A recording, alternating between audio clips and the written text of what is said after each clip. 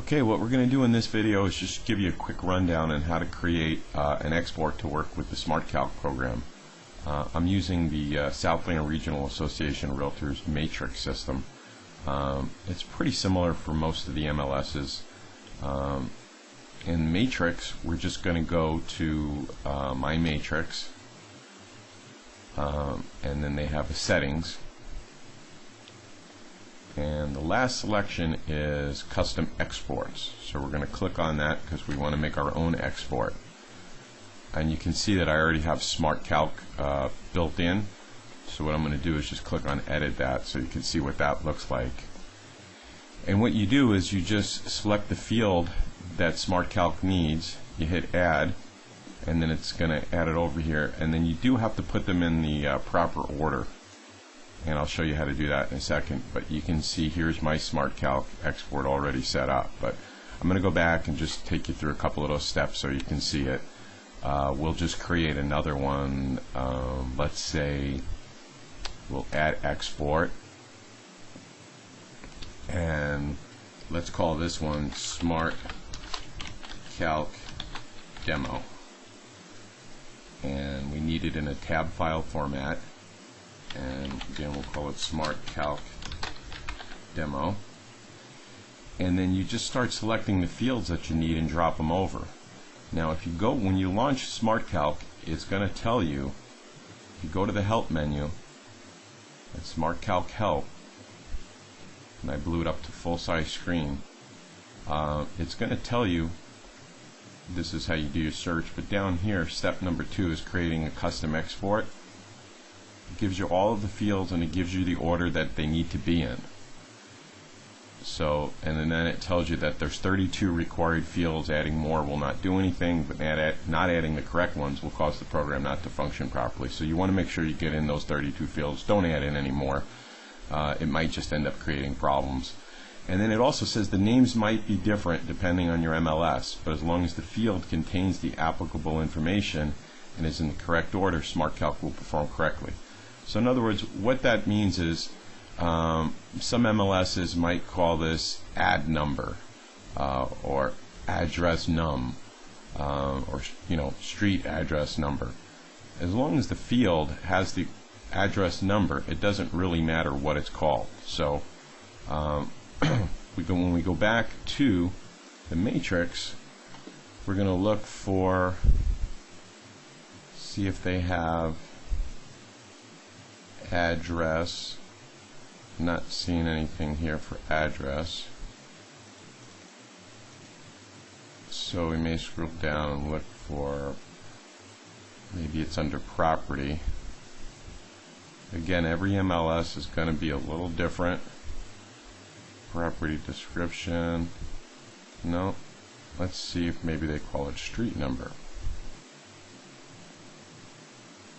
There we go, we got street direction, street name. So Matrix calls it street number.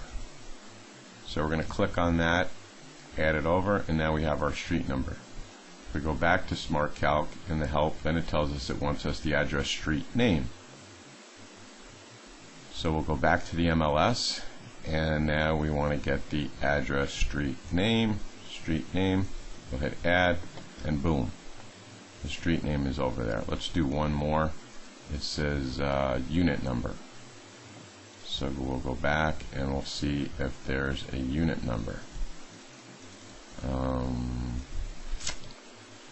Unit number right here. So we just hit add. And you just do that for the other 32 fields. You can drag them as you're going along. I already know that we need view yes or no. So we'll just hit that over to add. Let's see if there's another one that I'm going to recognize. Structure attached, that's one of our fields. Style is one of our fields. I just kind of know these off the top of my head. Stories is one of our fields. Status is one of our fields. Now after we get all of these over here, you could drag them over and then you could put them in the order you need. So in other words, if status needs to be above style, I'm just going to click that up. If style needs to be above status, I'm going to click on style and click that up. And then after you've done all of the fields, you're just going to hit save.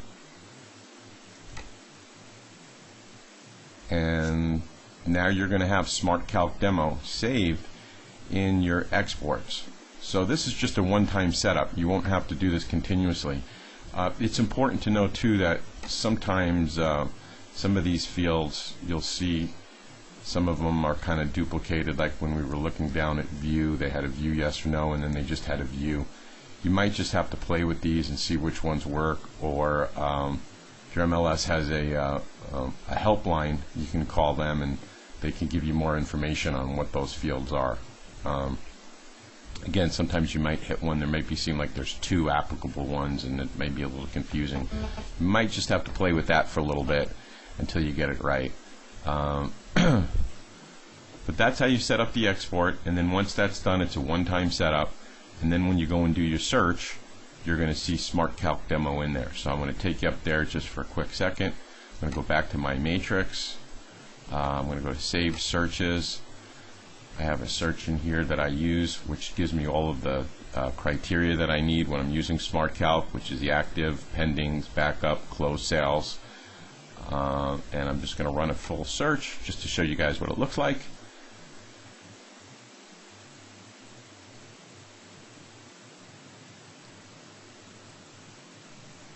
My search is coming up. Let me close this out. We don't need this window anymore. Okay, so here's my search. I just simply click on all the properties, because what smartCalc is going to allow us to do, instead of having to read all of these properties this way, horizontally, and trying to figure out the information and do calculations, I'm just going to select them all. I come over here to export,